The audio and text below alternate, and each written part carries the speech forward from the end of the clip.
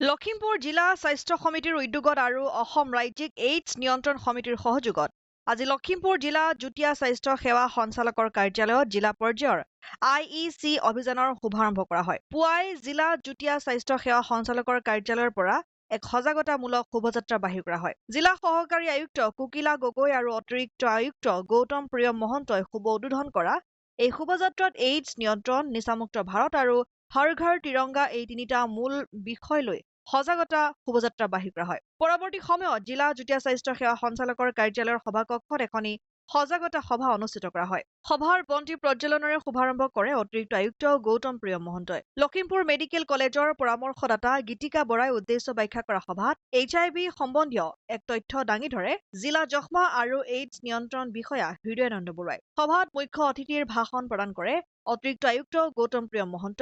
বিশিষ্ট অতিথিৰ ভাষণ প্ৰদান কৰে নৰ্থ লখিমপুৰ বিশ্ববিদ্যালয়ৰ ডিন দিগন্ত হাতীবৰুৱাৰ লগতে সভাত লখিমপুৰ অসামৰিক চিকিৎসালয়ৰ অধীক্ষক ডক্টৰ অৰ্পণা দত্ত, মহকুমাৰ স্বাস্থ্য বিষয়া ডক্টৰ কুইন বৰুৱাৰ লগতে বহু কেইজন বিষয়ববীয়া উপস্থিত থাকে। লখিমপুৰৰ পৰা ৰাহানুদ্দিন আহমেদৰ ৰিপৰ্ট, অসম আদিত্য।